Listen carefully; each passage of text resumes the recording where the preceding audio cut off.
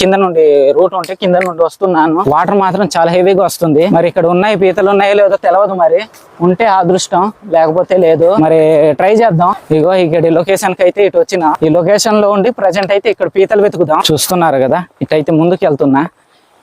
ఇక్కడ చాలా వాటర్ ఉంది, ఇలా వెళ్ళడానికి ఛాయిస్ ఉందో లేదో.